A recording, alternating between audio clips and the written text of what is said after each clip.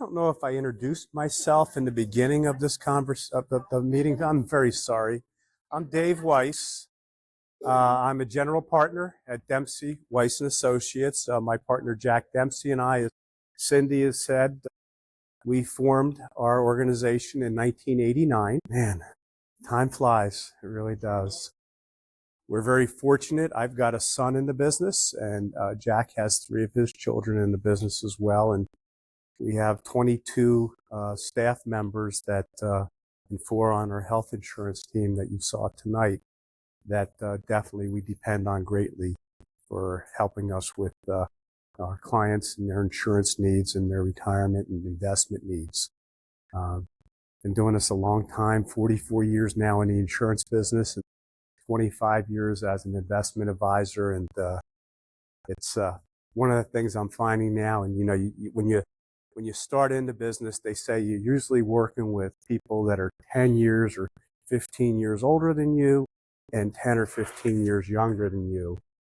And now, you know, I'm at a point where so many of our clients that we have done some investment work with, their retirement planning, many of those folks are now counting on the money that they've invested for their retirement so that, you know, they can live a good life. And one of the things I do see is as in their 60s and 70s, a lot of them are what they call the go-go. You're in a go-go mode where we're taking it, and we're going on vacations, and we're doing traveling, and we got grandkids, and then you get into the slow go somewhere, maybe in the 80s, it starts slowing down, and then, you know, it gets to the no-go. So my recommendation is have fun, enjoy your lives. This is a great time for everybody here, you know, and do the things that, you know, you have on your bucket list.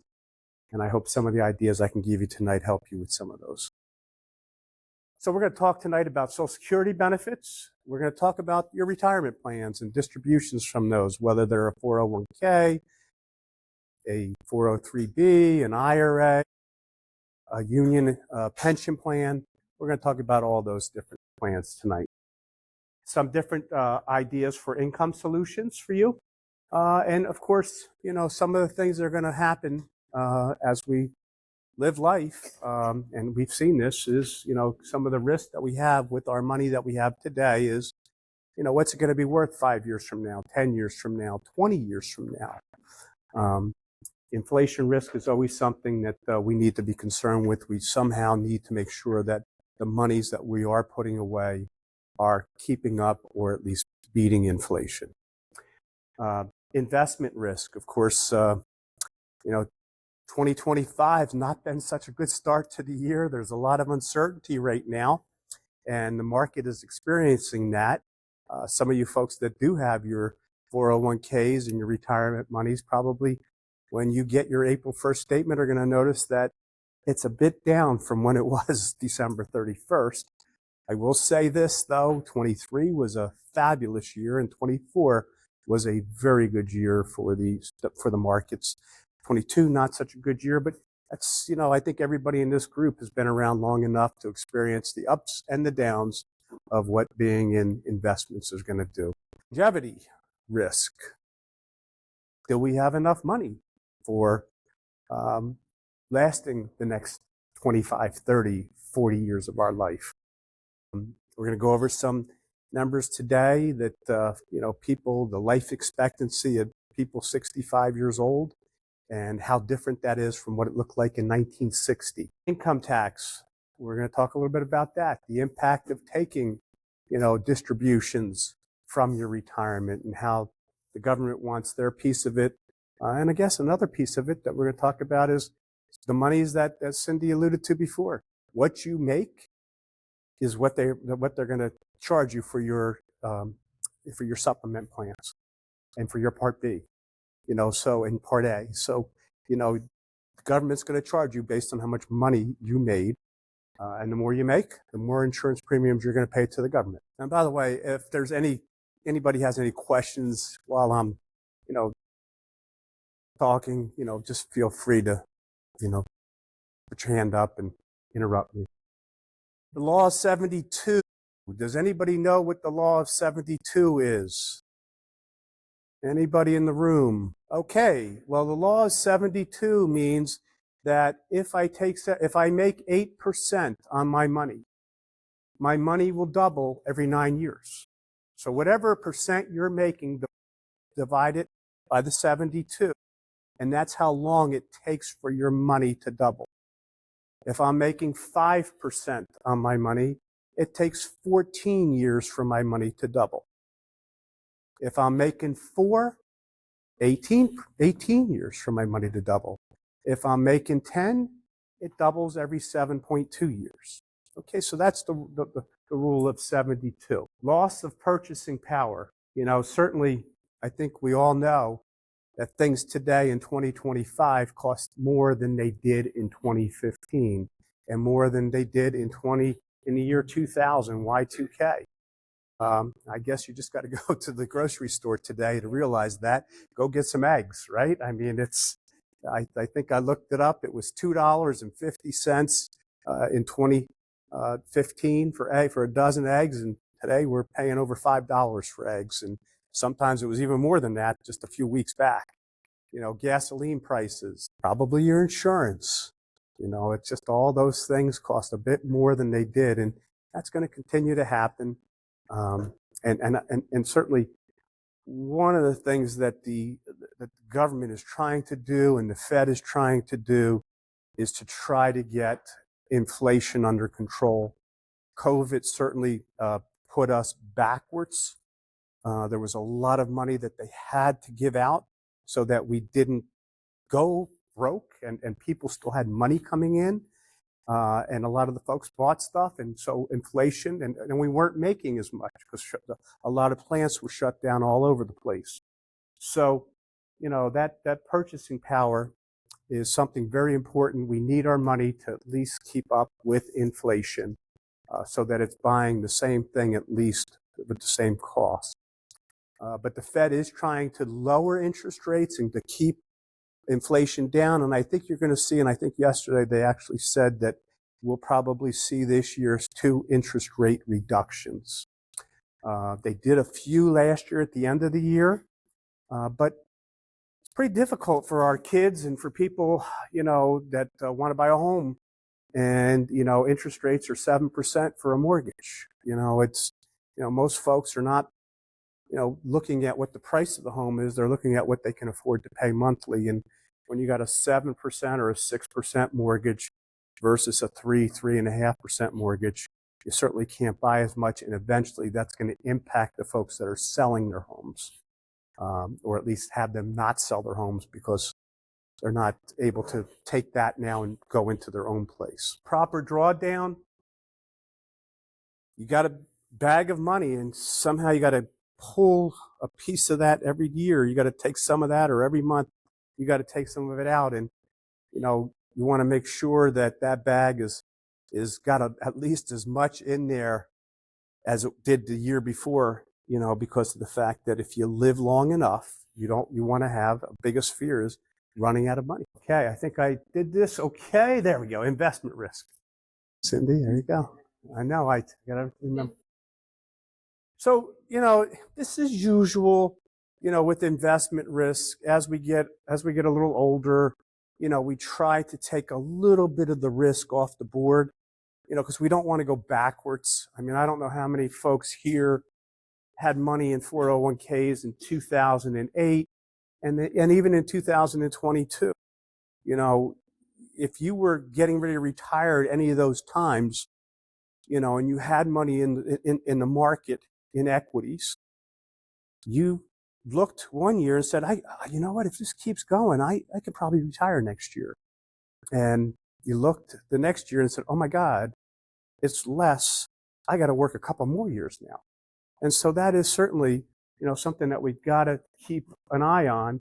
And so what we do is we then say, well, I've got to take some risk off the table. And we do have some nice annuity products, and they're in there in your handouts there, that show you some fixed rates that we have now. And I'd encourage everybody to really take a look at that, or call, myself or one of the folks here at Dempsey Weiss to help you with that. Because we got some products that are guaranteeing 5%. And that's one of the nice things about interest rates being high, but we do know they're going to come down. Eventually, they're going to come back down again.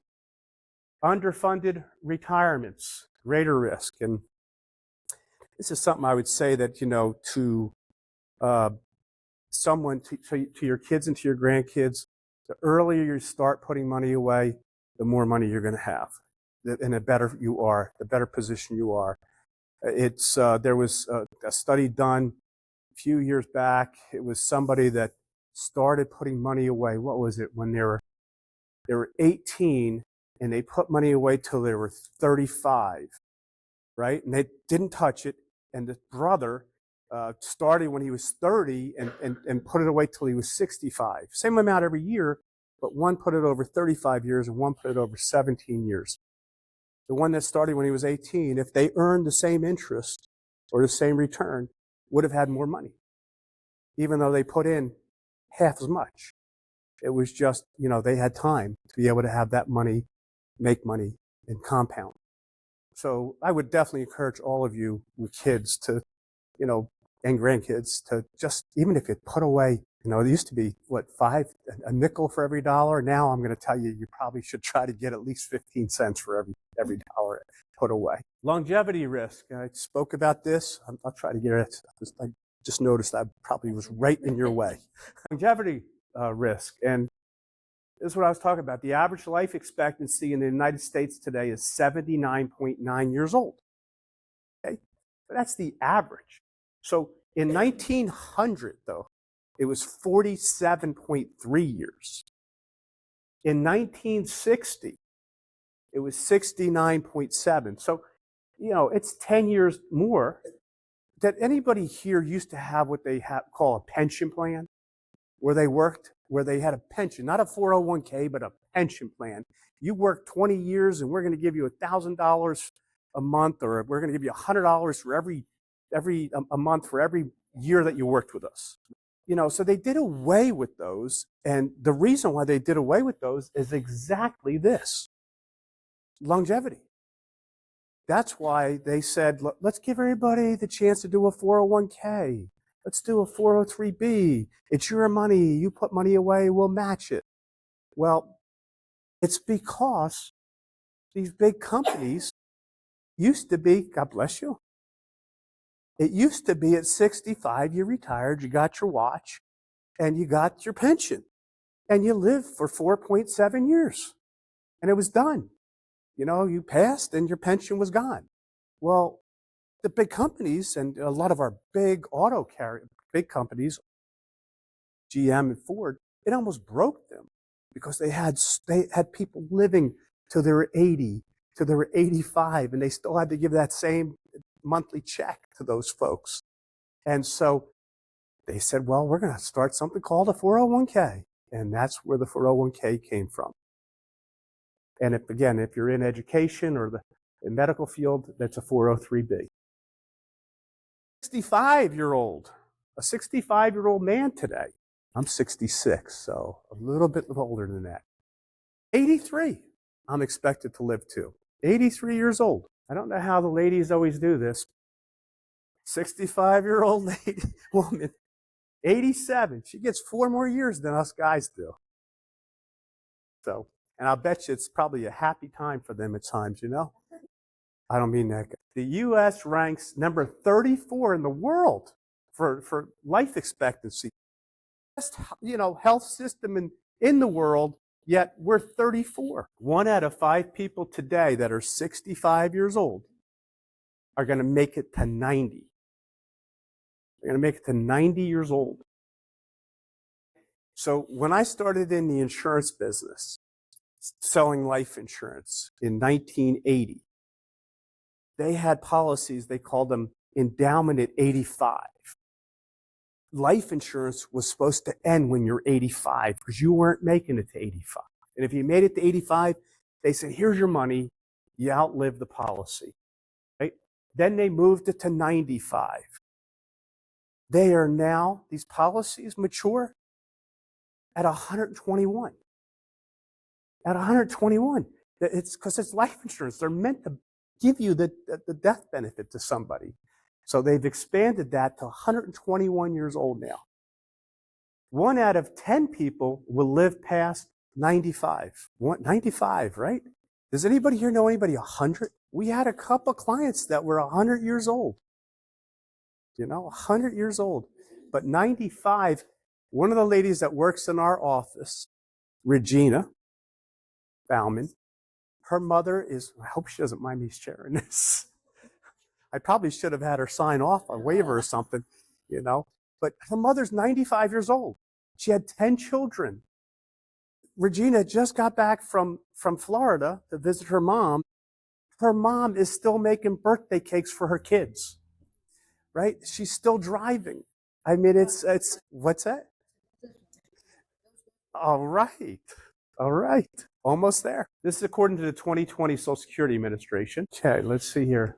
Uh-oh. Vince? Oh, I see what I'm doing here. It's off the screen there. That's what's happened. So, you're living longer. We need to make sure that whatever you're invested in, your portfolios are built to make sure that they're going to get you income for life. Some sort of guarantee, whether it means I'm going to take 2% or 3% because I don't want to lose money, or I'm going to go ahead and buy something that's going to provide a guaranteed of 5%. Something that's going to provide me the ability to be in the market and provide a 5% guaranteed for life. Some of these contracts today even give 7%. If you have 100,000, they give you 7% a year forever and never can go less. And you could live to 121 and collect on your life insurance policy. Longevity, and probably the market is not the biggest exposure that you have. I've been doing this a long time. I've had so many clients come into me because mom and dad didn't have something in place for long-term needs, long-term care needs. We have seen children have to bleed years and years and years of their parents' savings to make sure that they had money to cover mom's or dad's care. Someone coming in the house, it starts that way, home health care. Then it goes assisted. Then it goes nursing home. And, if you build your portfolio up on taking $50K a year out of your retirement plan, and that's good, but you need another $50K, boy, that's when you start seeing your assets deplete. So I don't know who here may have some type of bandage at least on that, or some type of plan to protect that. But I would encourage you, because I believe it truly is going to be the biggest exposure that your money will face if you live long enough. That will be it. You will be a drag down on what you have. So that's something I think that you really should talk to your advisor about, having something in place to at least give something that you don't have to go out and get 10, 12, 15% of whatever you have put away. Okay, I'm doing what you did. Okay, now I'm doing what Cindy did. Yep. It's so hard because mentally you want to go up with the thing, Okay, this is fast. Okay. And of course, one more? Nope, this is the first one. Then I'll go to the next one. Biggest fear of growing old. And we have a lot of clients that do this. What if I'm running out of money? If I have X amount of money put away and now I need some money, how much can I take? And sometimes you got to skimp, and sometimes it's like, but how long? How long do you have? So again, building a portfolio that's there to last for your lifetime, no matter how long that could be. Okay, this is something I talk to a lot of my clients about. Almost every one of them always want to know, when do I start taking my Social Security benefit? Age 62, normal retirement age, by the way, today, for somebody born in 1958, is 66.8. If you were born in 1959, 66.10. 67, if you're born in 1960. Okay, and what does those three mean? Those mean that after you hit that age, you're able to make as much money as you want without having to give some of it back to Social Security. That's what that means. You can collect when you're 62, and we'll go over what the income level is that you can make before you have to give some of that back. But if you wait till you're 66 and you were born in 1958, and I will be going for Social Security in June, again, or 66.10 if you were born in 1959, or 67 if you were born in 1960 or after. And then the max is you can wait till you're 70 years old. And I'm going to illustrate to you tonight why I would recommend that you take it sooner than later. Okay. So at 62 years old, depending on your income, the maximum though, and I think that number was you had to make somewhere around $130,000 a year. That was the max that Social Security, the 7.765 that you pay. You know, you had to average out. That's if you maxed every year for 10 years out of 40 quarters. Your max benefit's $28.31. If you didn't do that, they're going to give you a percentage of that. Okay, but that's the max benefit. All right, it's $28.31. This amount will be reduced, as I said, depending on your earnings during working years that were subject to Social Security tax. This is the key. We have a lot of clients that come in and say, I'm 63, do I collect Social Security? I say, if you're making less than $23,400 a year, earned income, you could be making money from your IRA, you could be making money from the stock market, you could be in real estate and rental income. You can make, it's earned income. If you're earned income, I'm showing up for work and I make less than $23,400, I'm going to show you why I think it's worthwhile for you to take Social Security. If you're going to make more than that, though, and you're 62, if you're going to make more than $23,400 of earned income, I'm going to tell you not to do it, because you're going to pay back for every dollar over that amount. You're going to pay back $1 for every 2 over.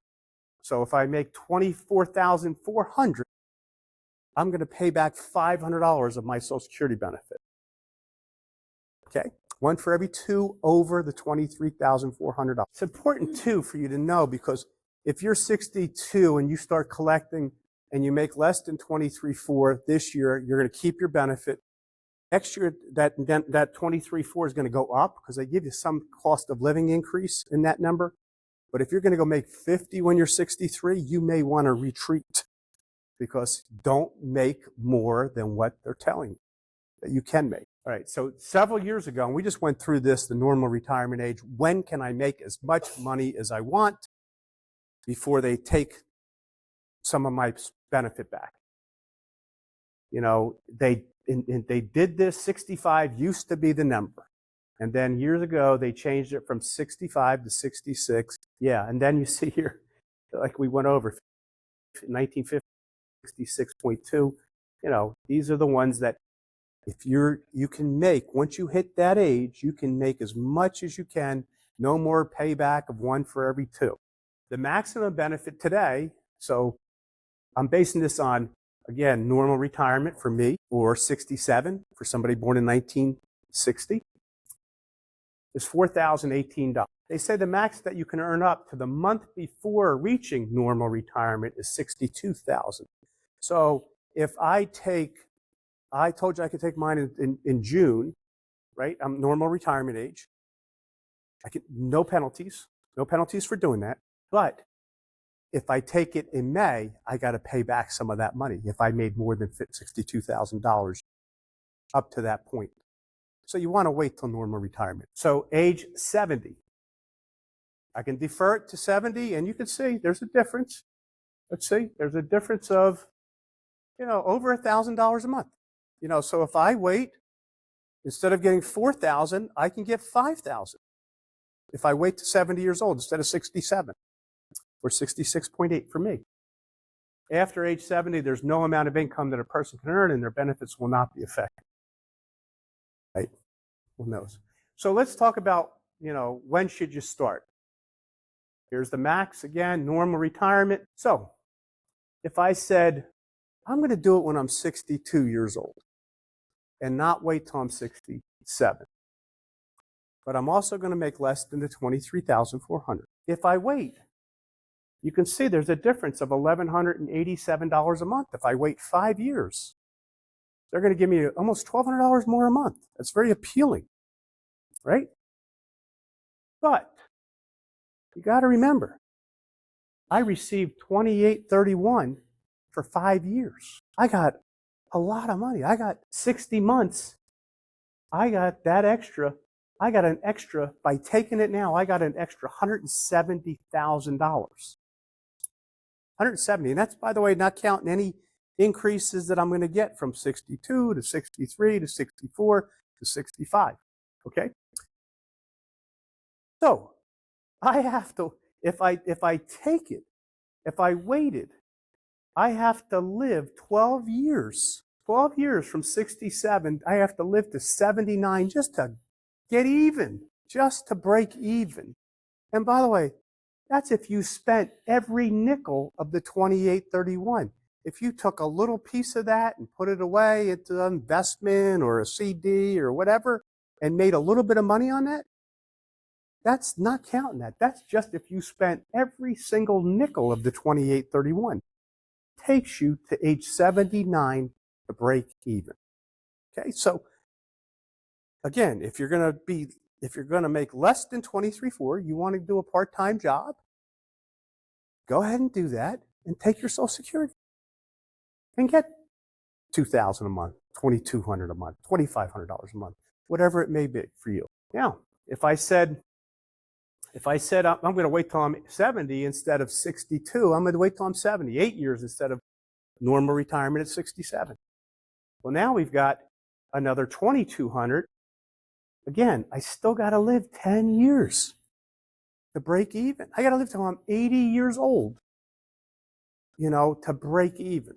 And again, if I spent every single nickel of it. The tax on Social Security, I think I missed one here. No, maybe I didn't.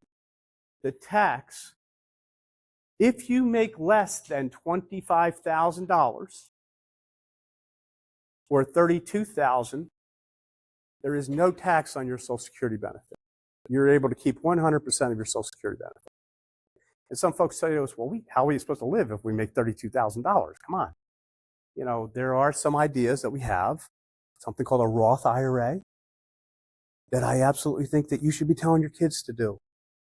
It's money and you should do it. If you got time and you're still in a retirement plan, because guess how much tax you pay on a Roth IRA? Guess how much counts toward that 32,000? Zip. Zero counts toward it. You get to keep all the earnings and you pay no tax on it. If you make between 25 and 34 single, or 32 to 44 as a couple, they'll tax you up to 50% of your benefit. Anything over that, you still never pay. The good news is you never pay 100% on all of it. You pay up to 85% tax. So you take if I'm getting $10,000 a year, I'm going to pay tax on $8,500 of my Social Security benefit. Okay, so you don't pay on the whole $10,000. That's at least part of the good news about it. But with good planning and preparation, I may be able to hold off paying any tax on it for a while if I can build a bridge that's going to give me some nice guaranteed income with no tax at all. What counts toward those numbers? Everything counts toward those numbers. Everything. We told you about being able to take Social Security at 62, just don't make over 23.4. That's earned income. But how do they calculate what they tax on Social Security benefit? Everything is included other than the Roth IRA. Even tax-free bonds are calculated. At least they give you the benefit. They only include half of your Social Security benefit as part of that equation for that $34,000 to $44,000. Yes, absolutely. It's not going to count against how much you get, but it is thrown into the calculation on how much tax you may have to pay on the Social Security benefit. No, it does not it does not. Okay, so nope, it's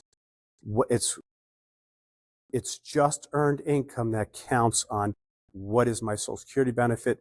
And if I'm taking it early, I don't have to pay.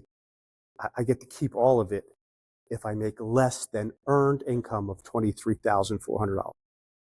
So when I have to figure out how much is the tax that I have to pay on the benefit that they're giving me, they do include tax-free, tax-exempt from that, whether you take it or not. You would pay Social Security tax on it, right? You'd pay tax on your Social Security. Yes. Mm-hmm. Yes. Mm-hmm. 85. It maxes out at 85. Yep. Yep. Yeah. So it's never 100%, which is okay. You know, it's pretty decent, right? So if you make 24,000, 2,000 a month of Social Security benefits, you're going to pay 85%. 85% of that 24,000 is taxable. Whatever tax bracket you're in, exactly, you'll pay that tax. Very good question. Very good question. So that is something that I would probably say to you, we would have to take a look. If you're telling me that if I defer taking my Social Security because I'm going to be making less money when I'm 70 years old than I am today, much less money, then I would have to say we really would have to really look at what does that impact make right now? Like what would be the tax? Probably it's going to cut down that time frame that we just talked about, 12 years, living to 80. It could be 5-6 years if you're going to be in a lower tax bracket, right? Right. And yep, and that's a great point. But I do think, because I tell you, I'm going to take mine because I know my tax bracket, even when I'm 70, is probably going to be the same tax bracket I'm in today. Single. Yes. Right. Right. Yes. And I get that. No. Joint is probably, no, probably not. Probably not. Probably not. Again, I'd have to really look at the situation. But if you're still going to be in that same tax bracket or even just a little less when you're 70, because a lot of folks are still getting now, they still have their distributions from their qualified plans that are taxable. They're getting their Social Security benefit. They're getting, other means of money. They might be getting rent from somewhere. All those things are calculated into that adjusted gross income. Gotcha. 3 to 5 years, probably not bad then, right? If you don't need it, then probably it would not be worth for you to have it, right? But again, too, if you take that benefit because you don't need it and you put it away, that whole benefit, how much longer now is that time frame? And you make some money on the money that are given to you. Yes, I get it, right? That is a big thing, though. You got to check to see for sure. Yep. Right.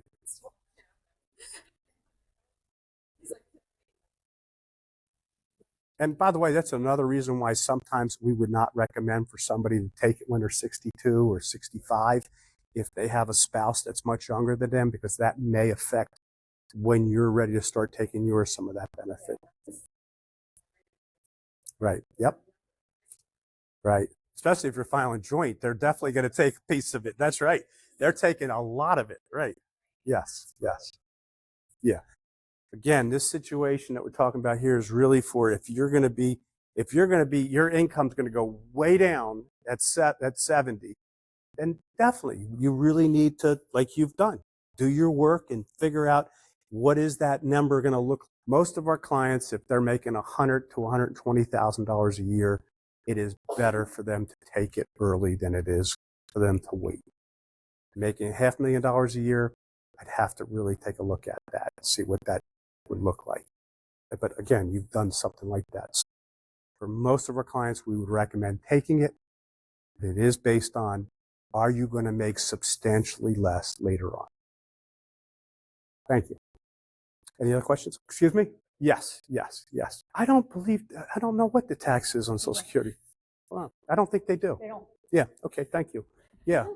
They do on pensions. They do, they do, but Social Security, they don't, but they will on your IRAs and they will on your pension plans. Pennsylvania, I don't know if I think Pennsylvania doesn't tax on retirement plans. What's that? I don't think there is a state that taxes Social Security benefits. I don't believe there is. Let's see.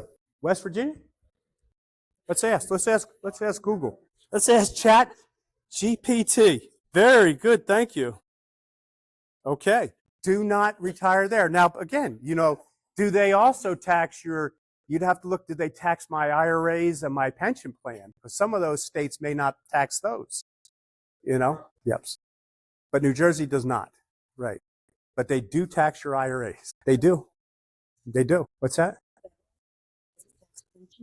Yes. Yes. Yes. Yes, they do. Yes. Okay. Earned income. Uh-huh. They consider like a company pension plan as earned. No.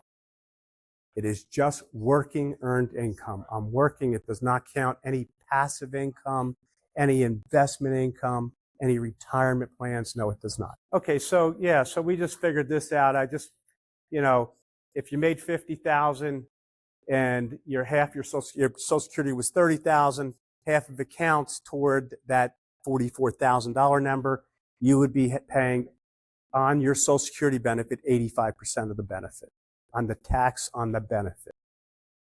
So if it's $30,000 is your Social Security, they're going to do 15, half of it.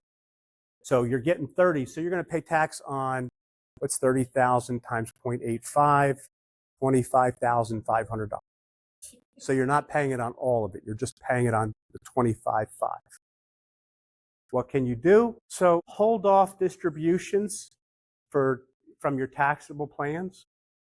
At this point now, it used to be RMDs were 70. You had to take required minimum distributions from your 401k, any qualified pension plan. You had to take them when you were 70. Now, because of life expectancy, it's 73 years old. You don't have to take money from your pensions until you're 73. Okay? And you say, well, I need the money for my pensions.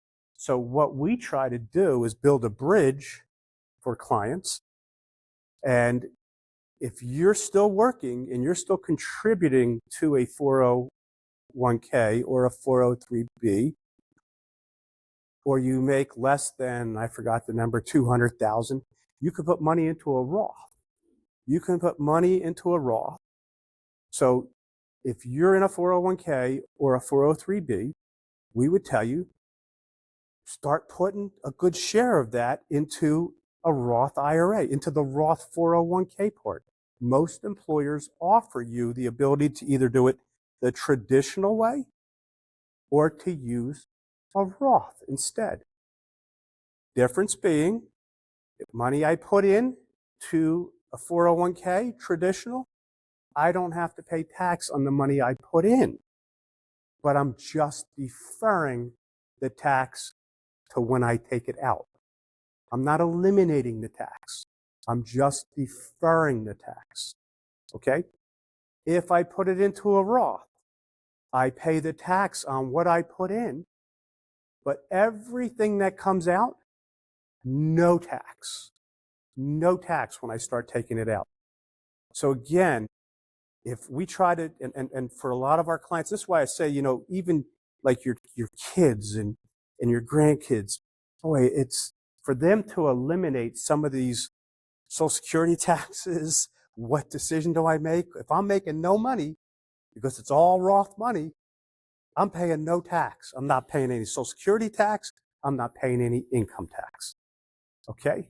So, again, our suggestion is try to build a bridge in your portfolio that at least gives you a few years of tax-free income where you can maximize your Social Security benefit, keep it, don't pay Uncle Sam any of it back. And the second thing, call Cindy and you notice that your Part A and your Part B is cheaper because you didn't earn the income. So to try to leverage that and give you a bridge at least before it all has to start, before you have to start paying that tax. Everybody get that? The other thing is, for planning considerations, we do sometimes immediate annuities. An immediate annuity is one where you give us X amount of money and we give you part principal and part interest of it back forever. We just pay it until the day you pass. It's a pension plan. It's just like your pension plans that you used to have. And you can name your wife for 50% of the benefit, or your spouse for 50% of the benefit. But we just pay. So part of it's considered principal. So just a small part of it's considered taxable.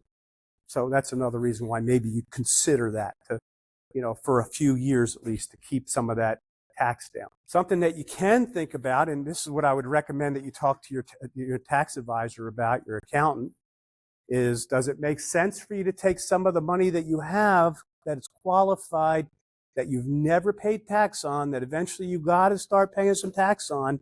Does it make sense for you to recharacterize that and move it to a Roth IRA? Okay? Does it make sense for you? So I take $100,000 of my money that's in my traditional IRA, my 401k, I recharacterize it and put it into a Roth. I pay the tax on the $100,000 today. I pay the tax on it. I have to pay the tax on it. So you got to talk to your accountant about, does it make sense? Does it make sense for me to take $25,000, $50,000? What doesn't throw me into a bigger tax bracket? But the benefit to you is now you just took something that was taxable, and everything from that point on that earns interest or a rate of return for you is all free of tax. So you may want to really put those numbers down. That would be something I'd tell you, because you're a numbers person. I see it. I would definitely look at whether that makes sense. So most likely that was part of a quadro, I think they call that. And, so most likely your ex-spouse never paid tax on that money, right? So the money that's probably not, is probably as part of a retirement plan. So if you moved it into a Roth, you're going to have to pay tax on all of it right this year. So you may want to take bits and pieces of that instead of doing all of it. Or you may just say, guess what? I've got some other money that I'm going to be able to take, and then I'll just take this other piece a little bit later on. And yes, you could. Absolutely. Yes, you can do an exchange. Yeah, but yes, you can. You can do a transfer from an IRA to another IRA. Unless you get the check and you cash it, that's the only time that you have to pay tax. But if it goes directly to you through the benefit of somebody, for your benefit, but the name of the company that's holding the new IRA, you pay no tax. Okay? So any of that you want to do, you can do that. You can do a transfer. If you roll over your 401k to an IRA, that's called a direct rollover. And for some clients, that makes a lot of sense too, because things that we can do, and maybe your financial advisor can do for you, is put some guardrails around that money so that you're not going backwards in case we do have a downturn in the market. We've already seen a correction of over 10% this year. And the last thing you want to do is go backwards with money that you're eventually going to need for income.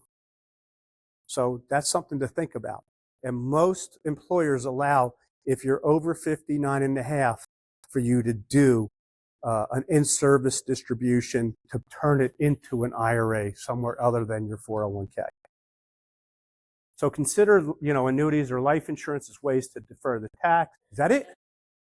Let me see if that's it. Hold on for a second. That is it.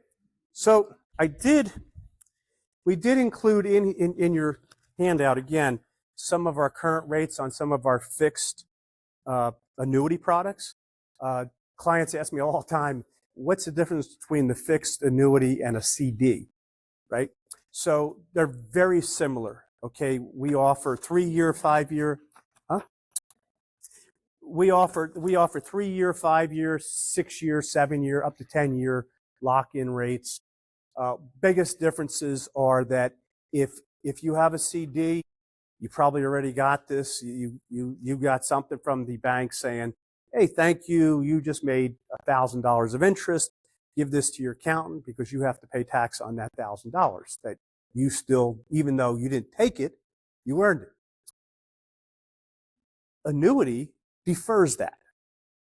So if you don't take the interest, and this is from all annuities, by the way, not just fixed rate annuities, you pay no tax until you take money out of the annuity.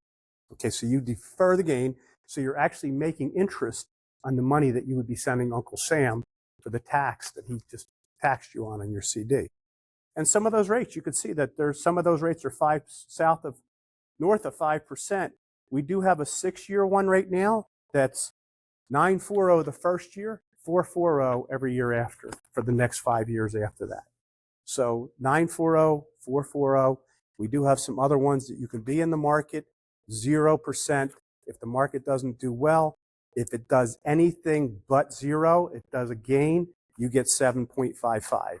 So it's not a bad place. I'm an investment advisor. We have many different alternatives. But any other questions? Yes. Well, I got this lady in the back first. Usually they say, what'd they say, Robin? Yes. Yeah. Yeah, you can apply. It's for your normal retirement. If your normal retirement age, they're asking you to do that no more than 4 months before you're supposed to get your first check. Okay, so but before you want to collect, because if, like for me, if I wanted to collect in June, I should have done it in February, but I'm late now. I got to go. I probably won't get mine till July. But yeah, so it's usually 4 months before for normal retirement. Now, regular, not normal, I think it's probably a 90-day window before they're going to, send it to you. It might be 60. Depends on the process. You mean as far as taking your Social Security benefit? Now, again, though, the difference is you got to stay under the $23,400 of earned income. If you want to go make money outside, you still want to work part-time. As long as you keep it under 23,400, yes, I would recommend that to you. 23,400 in earned income. And you get to keep your Social Security benefit. Okay? A lot of times people do that because they work part-time just because they want to make up maybe for a little difference in wages, because I was working and I was making this. Well, now I'm down to here, but so I still want to maybe work 20 hours a week, 25 hours a week, doing something. The job that you have that's tax exempt. Who do you work for that's giving you tax exempt income? Take care of someone that's sick, and then they pay me. Right.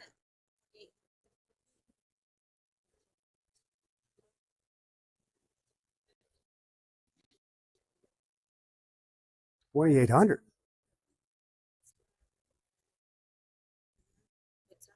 Mm-hmm.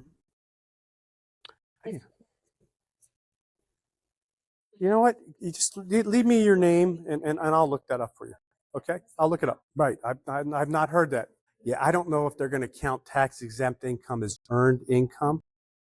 I don't know. That's what I'll have to look up for you. Right? Yep. Okay. Yep. I'll be glad to look it up for you. You're welcome.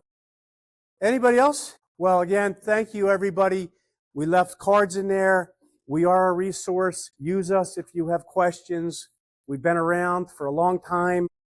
We're going to be here, so give us a call if we can be of any help to you at all. Okay? Thank you, everybody, for coming.